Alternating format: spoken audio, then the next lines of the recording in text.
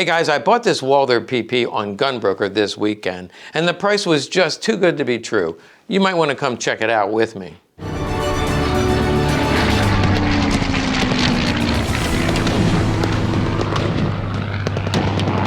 You may not have seen this gun on Gunbroker because it wasn't on there very long. And actually, thank you to Jim, who's a regular subscriber. He sent me the link and said, you might want to check this out.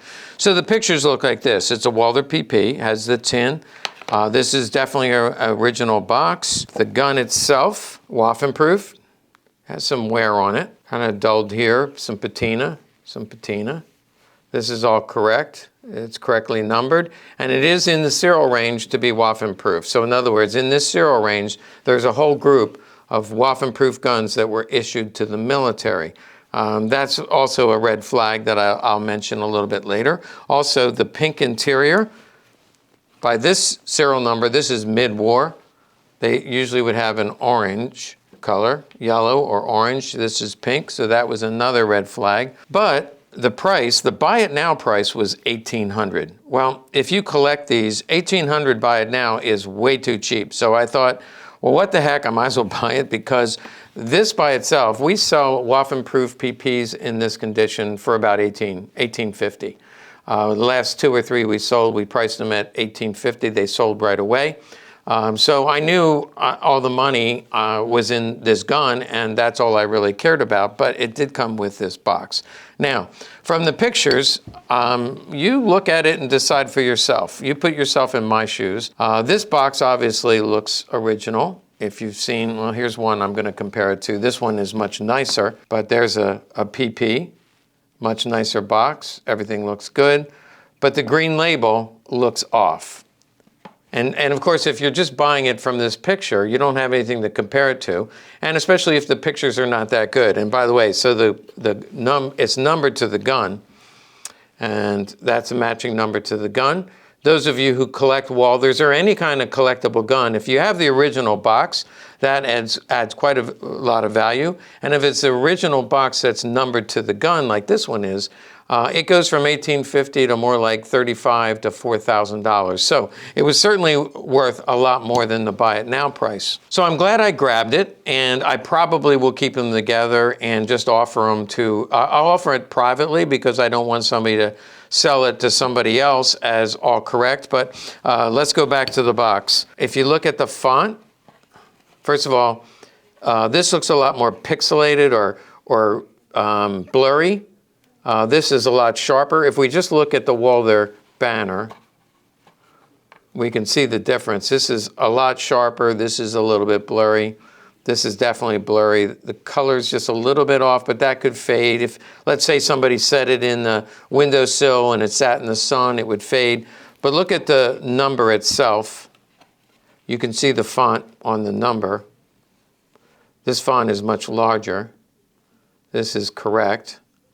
And by the way, you know I study fakes, and I've shown you some fake, whether it's a Black Widow or fake Navy. I have not seen fake labels, but I've talked to some collector friends and said it's only a matter of time. With the high-tech scanners and printers that we have today, it's not that hard for somebody to scan this in, make a copy of it, and then just manipulate the numbers. So this is the first of maybe many to come, but I can also, not only is the font wrong here, I can also see how blurry this is compared to this.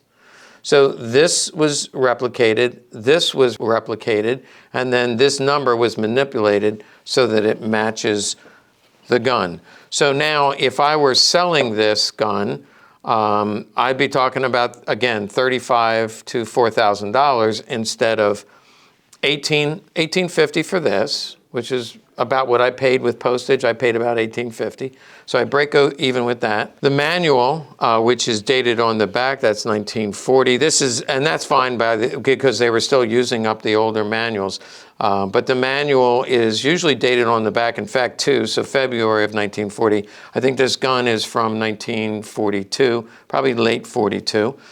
So that's fine. The pink interior is not the kiss of death because they did use up earlier boxes. This is an earlier box. And by the way, this is with signal indicator pin, which it has.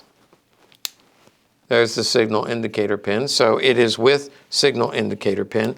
So to back up, this label did not alarm me when I bought the gun. Honestly, I thought, well, 1850, I can't go wrong. I already mentioned the manual, but I didn't mention these manuals sell for about $250 to $300 depending on condition. This one is not quite as nice. You can see the difference. So this one might be $250, this one might be $300. So that's the price of the manual. The box itself, so just the pink colored box with no label, this is going to be about $300 to $400. And then this, there's a bottle with some grease. That's not original grease. That looks more like Vaseline. But nonetheless, this original tin, that's going to sell for $150 to $200. So there's about another $800 just if I sold the box separately. And that's one way to go. One way to go is to steam this off and just sell the box and the contents. With the manual, I could get about $800, and that's certainly a fine profit margin. As I said, I'll probably just keep it together because it's something interesting to study, and you can display it and show it to people. But this is a fake label, buyer beware.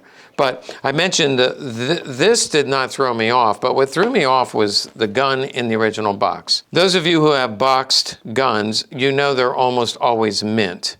This gun is clearly not mint. There's quite a bit of holster wear. Well, there's two issues with a military-issued gun. First, Waffen stamped guns that went to Army bases or military bases in general came in crates, not in boxes.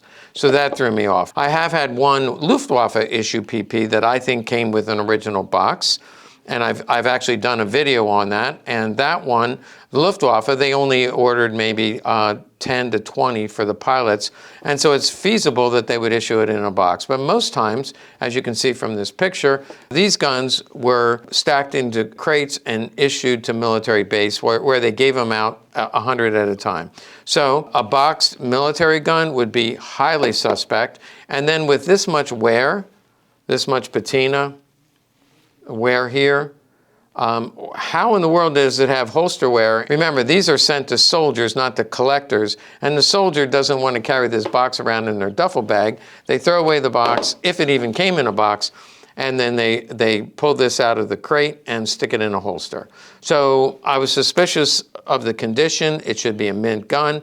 It should not be Waffen stamped, and certainly the label should not look like this. It should look more like this. Actually, you can see the size of the label is even a little bit bigger. So, buyer beware. Gun broker, I'm not saying gun broker is bad. They can't possibly check every listing. And the person who sold this gun might also have done nothing wrong, because I think this box and this label would probably fool about 90% of the collectors out there. It looks really good, unless you have something to compare it to.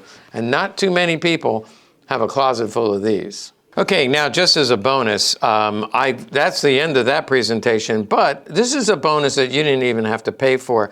Now this is what a box gun looks like. Notice there's absolutely no wear. Look at the fire blue safety, look at the front strap. This is what it should look like if it's brand new in the box. Remember, brand new in the box means it was never issued. This was sat in a closet. It even has the original wrapping on the cleaning rod.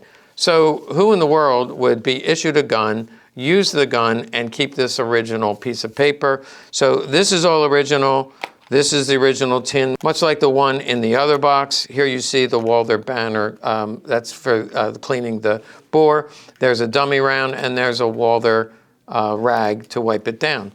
So everything about this is original, brand new, and this is the condition you would expect to see. Now, if you haven't been wowed enough, I'm going to wow you just a little bit more, because this is an SS issued gun. If you look at 202, if you have my book, here's a picture of it. I have my book on SS PPs and PPKs.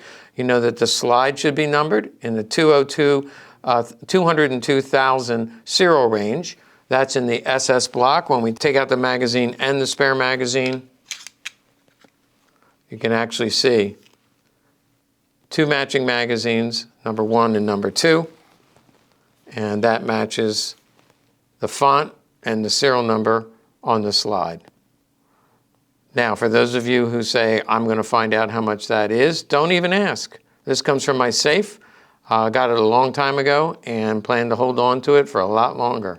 So this one's not available, but this is what a gun looks like when it's like new in the original box. Hey, thanks for watching. I sometimes hesitate to do these instructional videos about fakes because whenever I do, I get a lot of emails saying, this is why I don't collect. There's too many fakes out there. People are thieves trying to rip you off.